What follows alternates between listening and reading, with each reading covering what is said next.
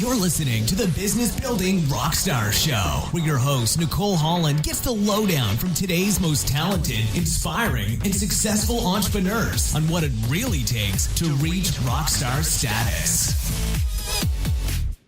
Hey there, this is Nicole Holland, and you are listening to episode 18 of the Business Building Rockstars Show. Today's episode is sponsored by my brand new membership community called The Tough Cookies. If you're an entrepreneur or if you want to become an entrepreneur and you're feeling overwhelmed by all of the information and options that are out there, and you just want to have a place to go and a person to trust to get feedback on what you are actually doing, where you're not going to be fed a proven system, but instead where your needs are going to be taken into consideration and supported, then the Tough Cookies might be the perfect place for you. To find out more, text the word cookie to 33444. Again, that's cookie to 33444, or you can visit bbrshow.com/cookie for more information. Next time on the Business Building Rockstar Show, I am hanging out with Amber Vilhauer to talk about authenticity and why people love the real you. But today, on episode 18, Paul McManus and I are discussing insights on partnering and collaborating in business. We'll look at the challenges most commonly faced by solopreneurs, when the best time is to take on a business partner, and Paul's effective goal-setting plan. I hope you get tons out of today's episode, and without further ado, here we go. So welcome to the Business Building Rockstar Show. I'm your host, Nicole Holland, and I'm super excited today to be talking with Paul McManus. Paul is the co-founder of More Clients, More Fun. His company helps service-based businesses, primarily coaches and consultants, get more clients using LinkedIn based on the Book Yourself Solid system developed by New York Times bestselling author Michael Port.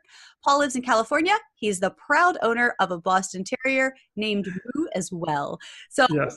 Welcome, Paul. It's so awesome to have you here with me today. Thank you, Nicole, so much for having me. It's my pleasure. And people always ask, why do I add Moo, my Boston Terrier Moo? But to me, that's just part of my personal brand, I guess.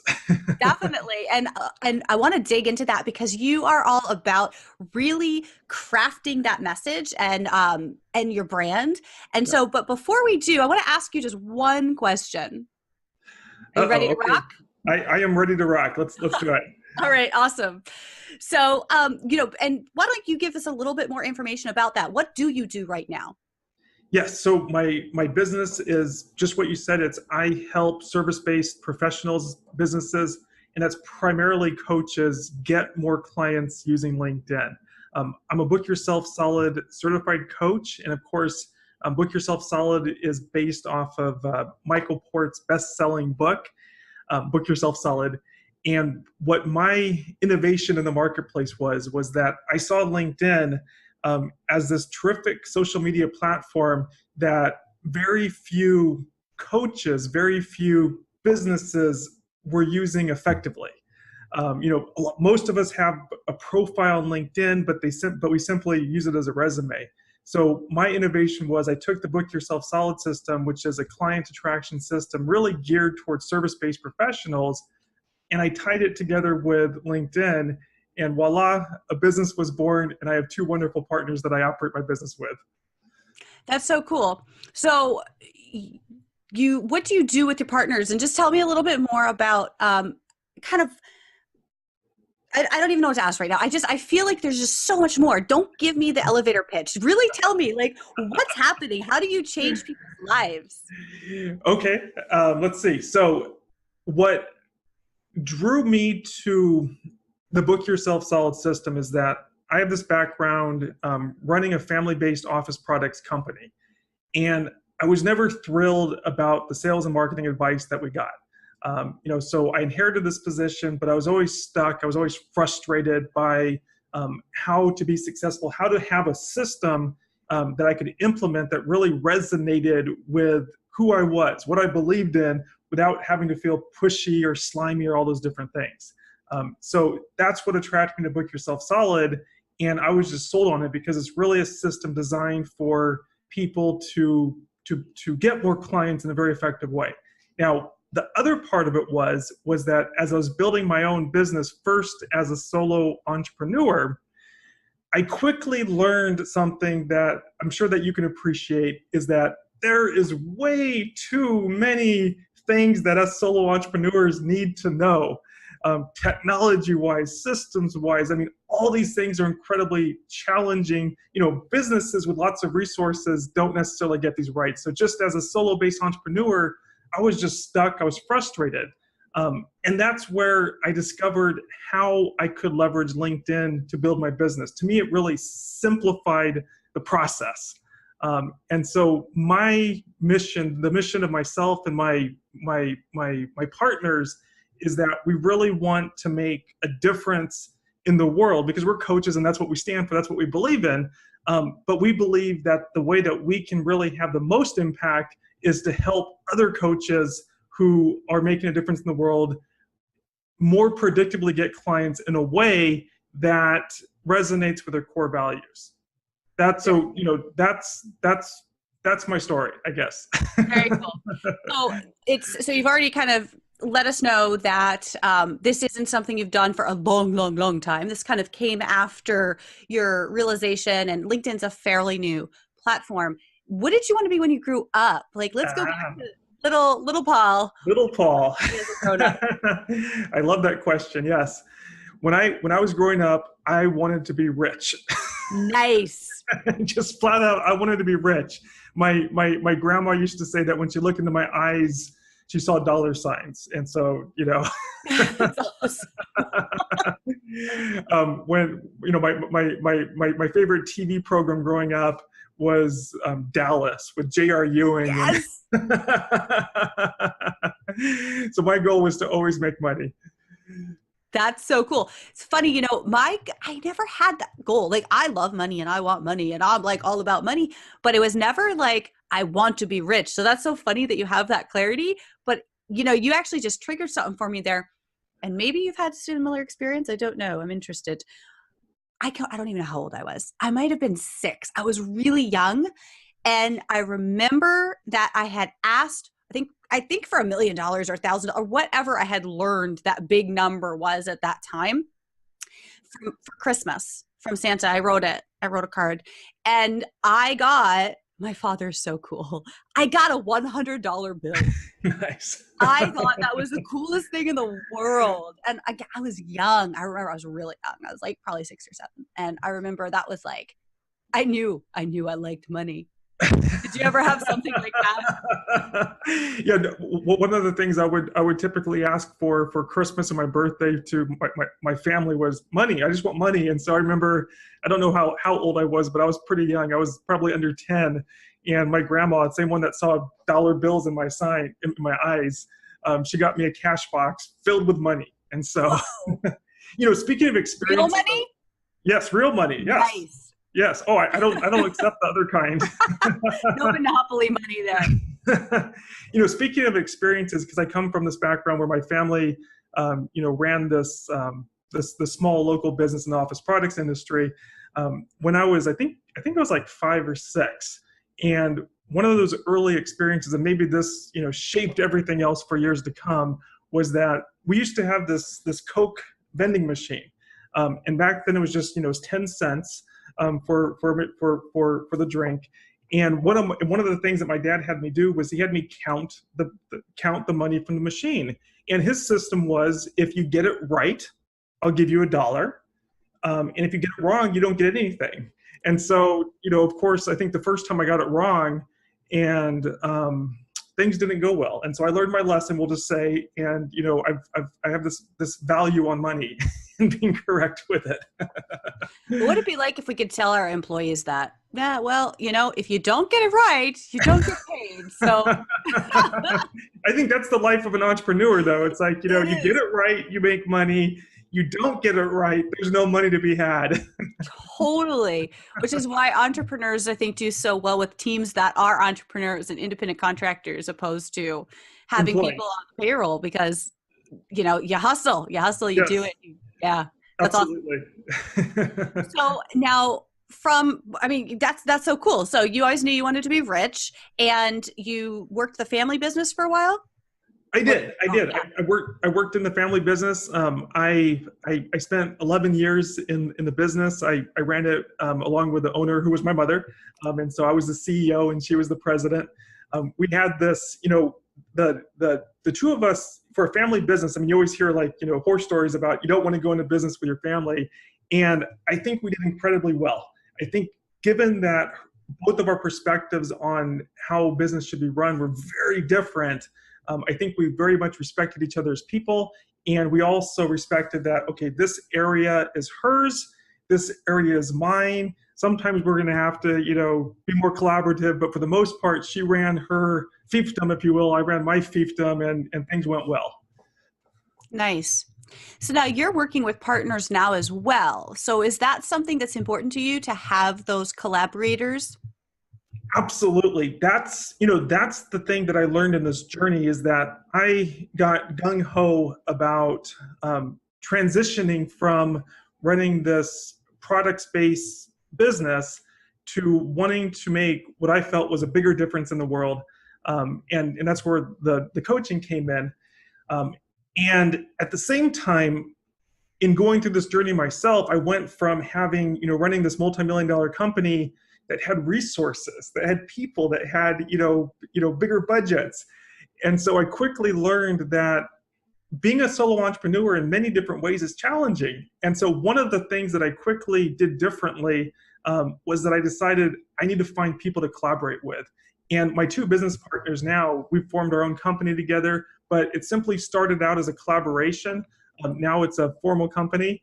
And the thing that I love about it is that there's certain things that I'm good at, and there's certain things that I suck at. And I'm the first one to say that I suck at that, I'm not good at it, or just I don't want to do it. And so there's a great synergy between myself and my two partners, where between the three of us, we can do quite a few cool things.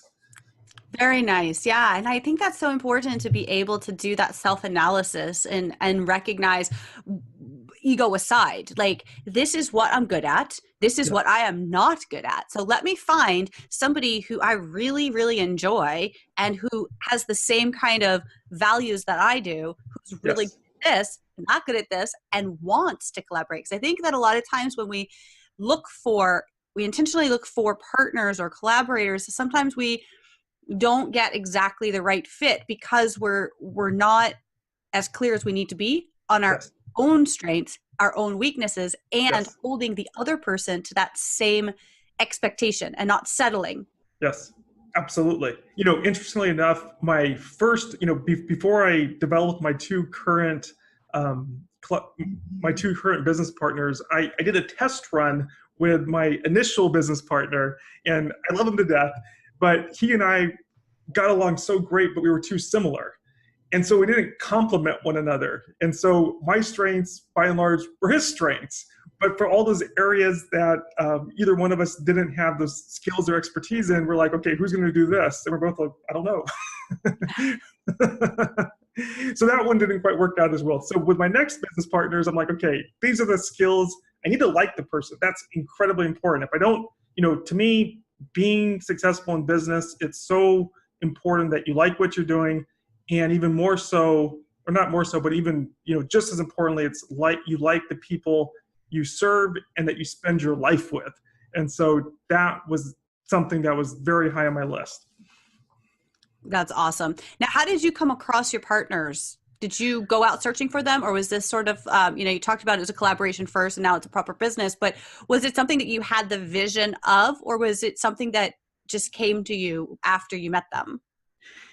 My primary partner, her name's Anna, and she was my mentor in the Book Yourself Solid School of Coach training. So she's the director of education for it.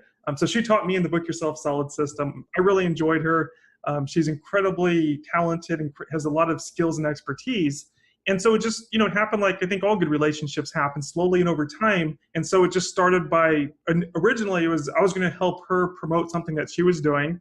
And we just built the relationship over time. We saw that we both had, that we enjoyed each other. We both had certain skill sets that were complementary to one another. And so just over time, it just evolved.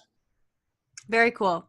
And so if somebody is thinking, I want to either grow my business or go in a different direction, or maybe I haven't started, but I want to start a business, but I'm trepidatious because I don't want to do it on my own.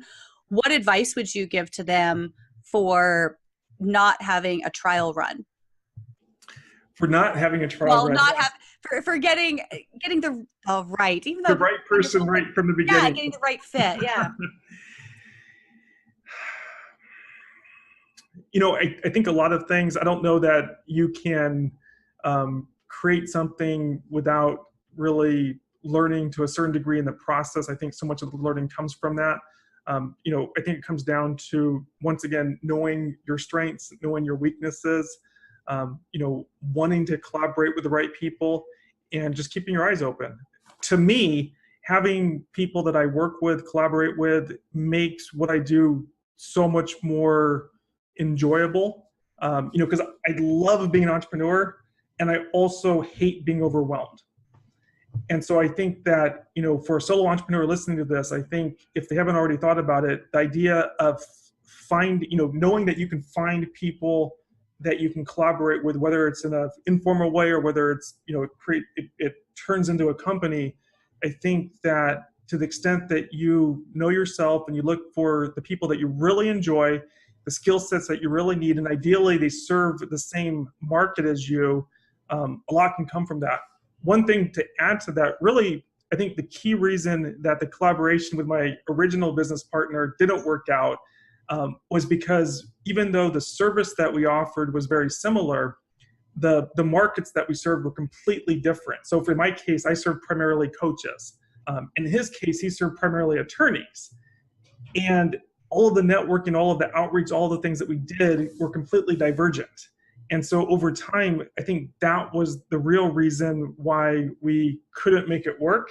And so being very clear strategically in terms of what you're trying to create, where you want to go, and then getting the right people to join you in that journey, I think is the key to it. Nice. And you bring up another point when you mention your focus as coaches and his was attorneys. Mm-hmm. You are very clear on your niche or niche, whichever you want to call it. You're very clear on who you serve. How did that evolve? How did that come up? That is a key tenet of the Book Yourself Solid system. And very simply, it's the formula, if you will, is I help X get Y. X is the target market that you serve. Y is that number one big result that you do. It's so simple, and yet it is probably one of the most challenging things that people struggle with. Because the idea is that if you want to make rapid progress in your business, you have to be highly focused. You have to know where to hang out, where to show up. And when you do show up, you want the people that are listening, that are there, to know that you're dedicated to serving people just like them. You need to understand them. And at the same time, the biggest challenge I think people have with that is that they feel that they're going to limit their opportunities. And so people want to help coaches, consultants, authors, speakers, bloggers, and 10 other things because they don't want to limit those opportunities. And we all struggle with it. And so in my case, I started out by, I made the decision to help coaches. And then I always struggled with, coaches and consultants. And absolutely, I can help people beyond coaches, but I'm big on LinkedIn. And so I go even more specific. On LinkedIn, I say, I help executive coaches get more clients, because even on LinkedIn, saying coaches is too broad. Yeah. I need to be hyper specific in terms of who I want to serve so that all the systems and strategy I put in place predictably attract the right people to me. So now when you got out of the Book Yourself Solid system, did you already know that LinkedIn was your vehicle and that it was going to be executive coaches, or did that come over time? It evolved over time. So for a long time, since I got started in the past year with this business, it was coaches.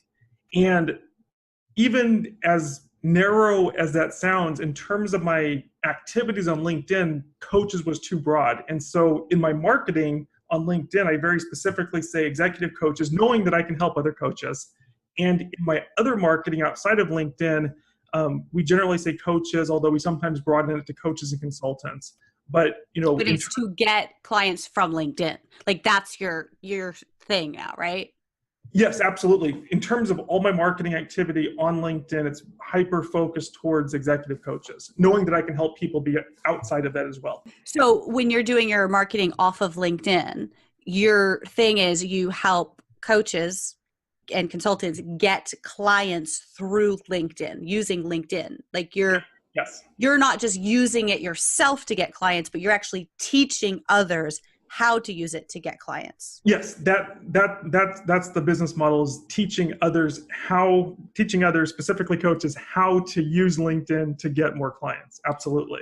Now, when you really honed in on that and you created that business or that